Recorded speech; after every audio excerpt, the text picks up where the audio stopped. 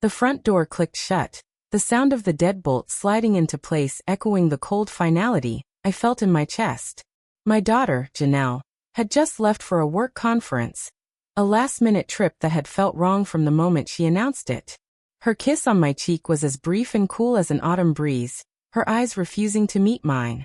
I waved from the doorway until her car disappeared, a knot of unease tightening in my stomach. Before this story unfolds, make sure to subscribe, because here every story begins with a secret and ends with something you'll never forget. I am Esther Wallace. At 68, I am the matriarch of a family and the founder of Wallace Gourmet, a line of specialty foods I built from my mother's recipes into a multi-million-dollar enterprise. I was here visiting Janelle and my grandson Leo in their new, overly large house, a house my money had bought. I had planned to spend the week, but ever since I'd arrived, a chill had settled over the home, a chill that had nothing to do with the weather. I turned back into the silent foyer, my heart aching for the bright, loving daughter Janelle used to be, before she married Damien and became obsessed with status, appearances, and a lifestyle that seemed to be swallowing her whole. I went to the living room to find my grandson Leo. He was only 7, a bright, sensitive boy who was the true joy of my life.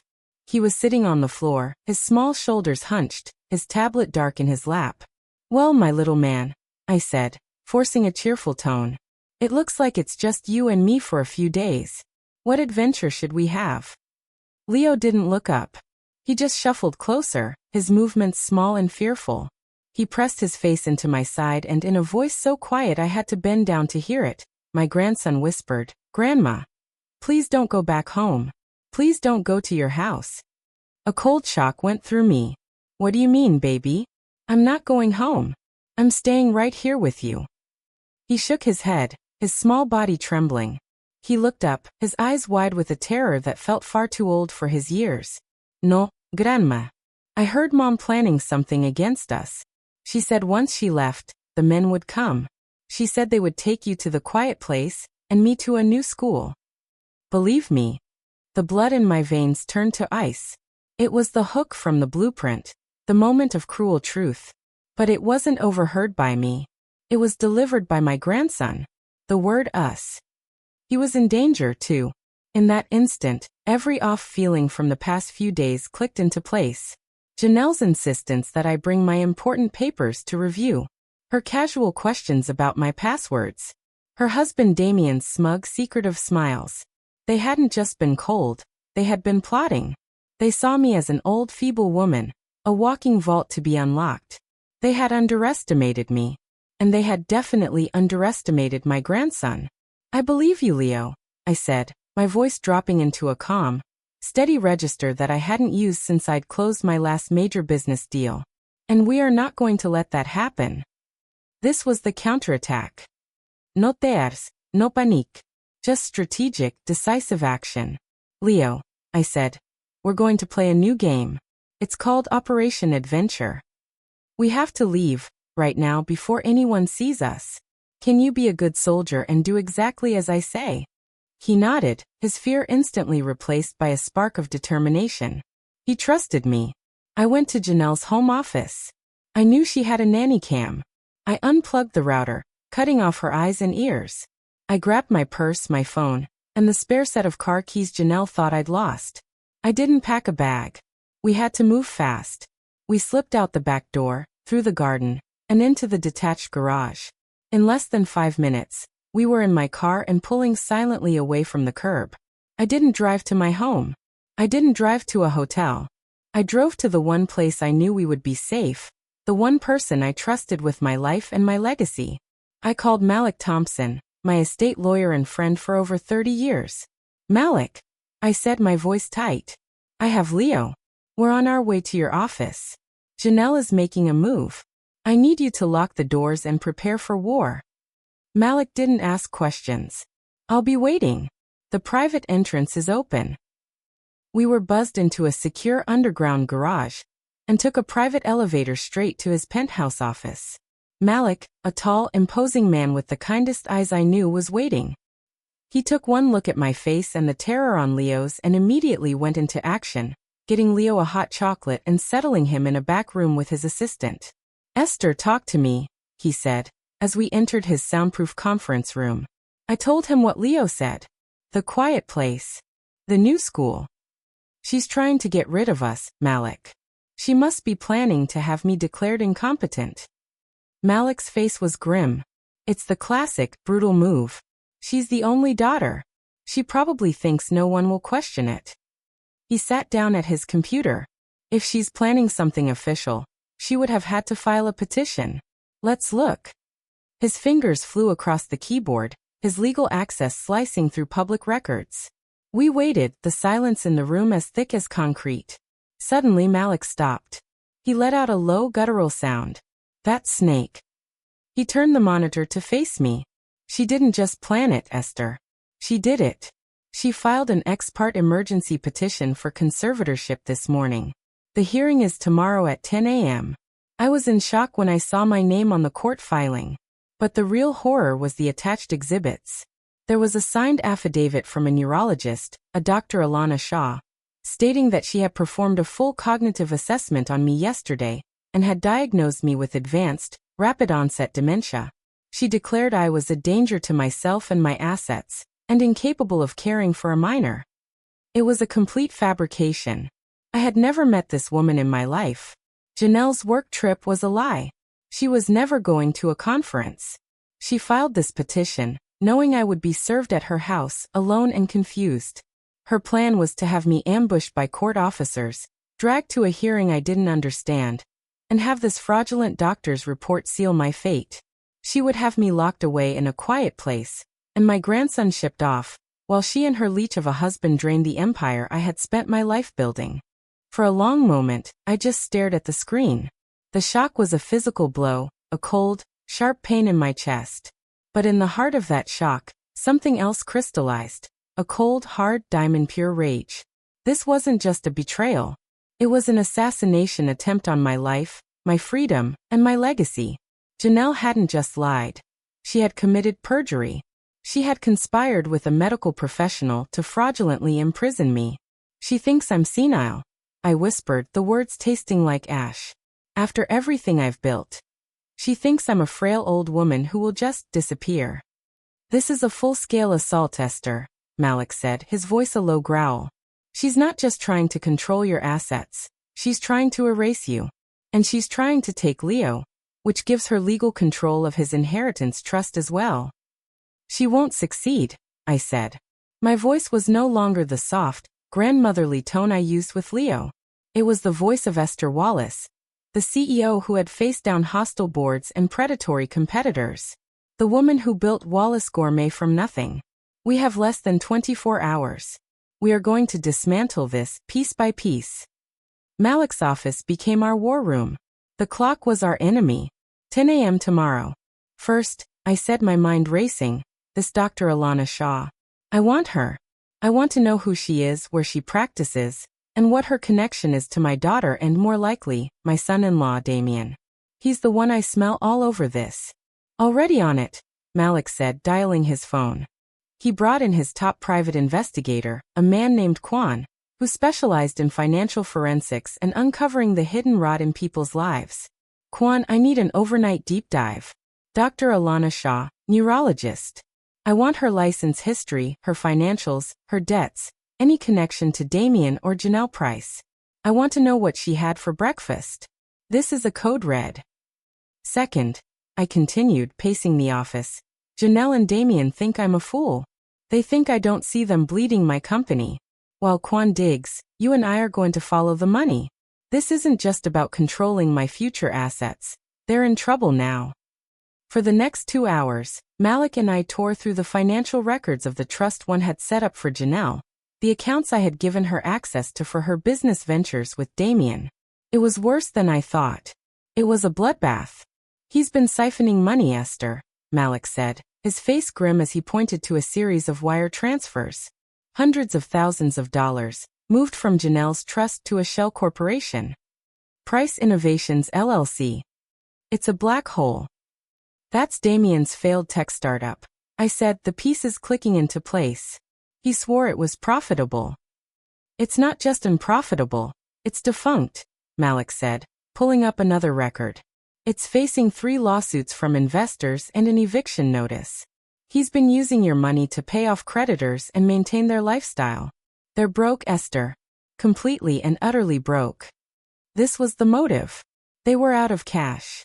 This conservatorship wasn't a future plan. It was a desperate, last-ditch heist to gain access to my entire estate before their world collapsed. And finally, I said, that hearing is at 10 a.m. I will be there. But I will not be the confused old woman they're painting me as. I need a counter-evaluation, Malik. Not just from any doctor. From the best. Someone a judge cannot question. Malik nodded, already scrolling through his contacts. Dr. Elias Benning, head of geriatric neurology at the University Hospital. He's the gold standard. He's testified as an expert witness for the state. Getting an appointment is impossible. Then make it possible, I said. Call in every favor you have. I'll pay whatever it takes. I need him to see me, tonight or first thing in the morning. I need a report from him, on his official letterhead, stating I am of sound mind. While Malik made the call, I went to check on Leo. He had fallen asleep on the sofa in the outer office, his small face finally relaxed. I kissed his forehead, my heart aching with a love so fierce it hurt. Janelle wasn't just trying to destroy me. She was willing to sacrifice her own child, to put him in a new school, to tear him away from the only family he truly trusted, all for money. Malik returned, a look of grim triumph on his face. Benning will see you. 7 a.m. at his private clinic. His assistant owes me her life. He's furious at the sound of this. He said he's familiar with Dr. Shah's work.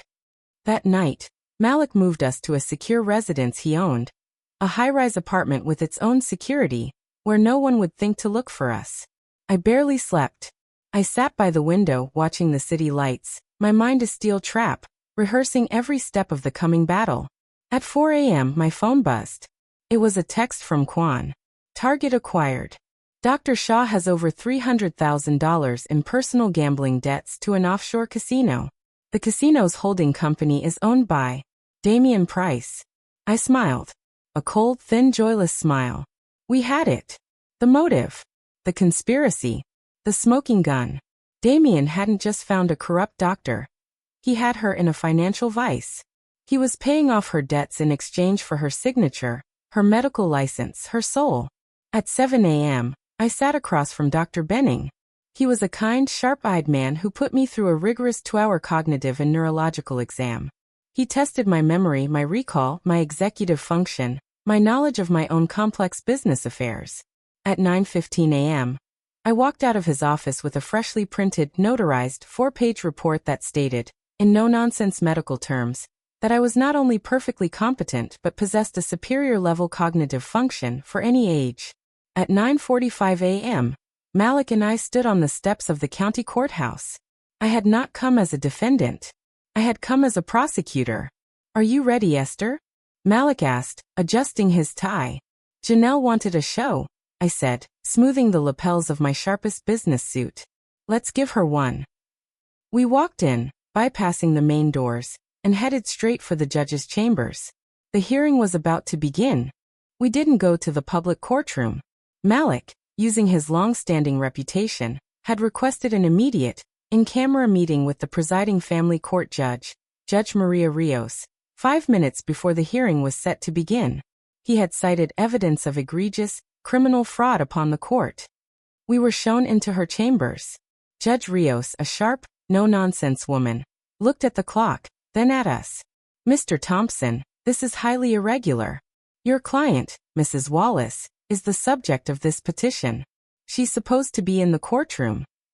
That is exactly why we are here, Your Honor, I said, stepping forward. I placed Dr. Benning's 4-page, notarized report on her desk. My daughter, Janelle Price, has filed a petition based on a fraudulent medical affidavit. That is my counter-evaluation, conducted this morning by Dr. Elias Benning. Judge Rios's eyes widened. She knew Dr. Benning's name.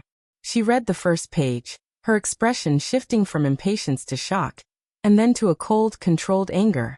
She looked up at me, truly seeing me for the first time, not as a potential victim, but as a competent, powerful woman. "This is a serious allegation, Mrs. Wallace," she said, her voice like steel. "It is a serious crime, Your Honor," Malik interjected. He placed a second, thicker binder on her desk. "And we have the proof." One by one, he laid it all out. The fraudulent affidavit from Dr. Alana Shaw. And next to it, Kwan's report, complete with bank transfers showing Damian Price paying off Dr. Shaw's gambling debts. He then presented the financial audit, showing hundreds of thousands siphoned from my daughter's trust into Damian's bankrupt shell company. "This was not an act of concern, Your Honor," I said, my voice steady. "This was a heist. My daughter and son-in-law are broke. They committed perjury and conspired with a doctor to have me illegally incarcerated in a quiet place and seize my assets. They were also planning to abduct my grandson and place him in a new school to silence him." Judge Rios was silent for a full minute, her fury a palpable force in the room. She picked up her phone. "Bailiff," she said, "please go to courtroom 3B. You will find Janelle Price, Damian Price, and their attorney. Inform them the hearing has been moved to my chambers. And inform them that Mrs. Wallace is here waiting for them." The wait was only 30 seconds, but it felt like an eternity. The door opened. Janelle, Damian, and their lawyer walked in, their faces prepped with false concern, ready to perform for the judge. Then Janelle saw me. She was sitting next to Malik, poised, healthy, and emanating pure cold power. The color drained from Janelle's face.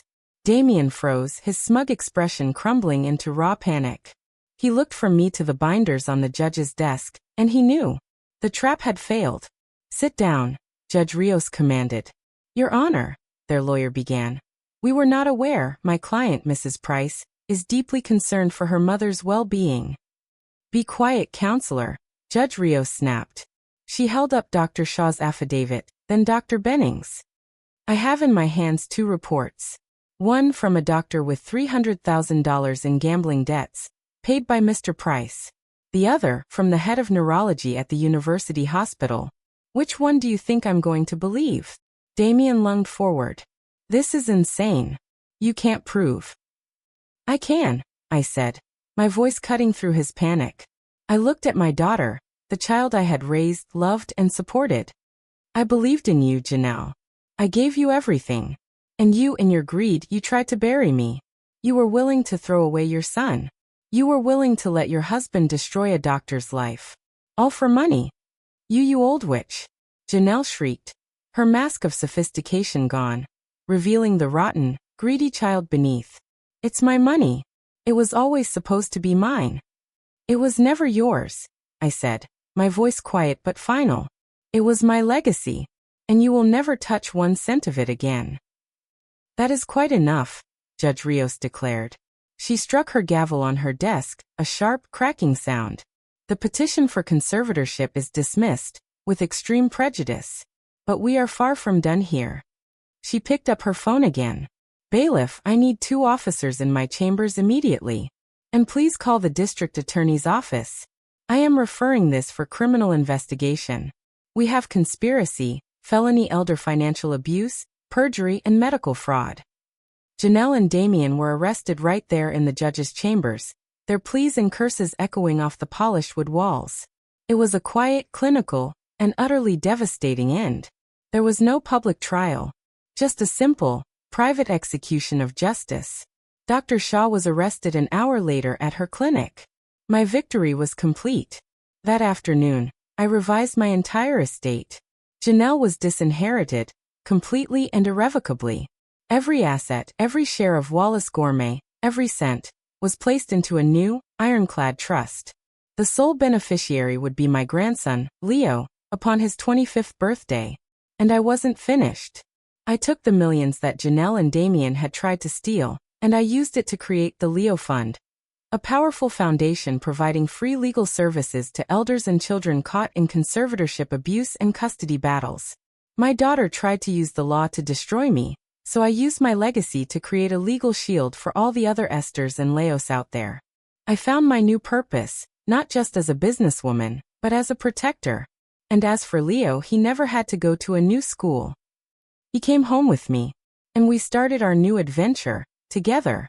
What this story teaches us is that you must never, ever underestimate the person who gave you life. They may be quiet, but they are not weak. If you were inspired by this story of justice, please hit that like button, and be sure to subscribe to our channel. You never know when you'll need a story of strength. We'll see you in the next video.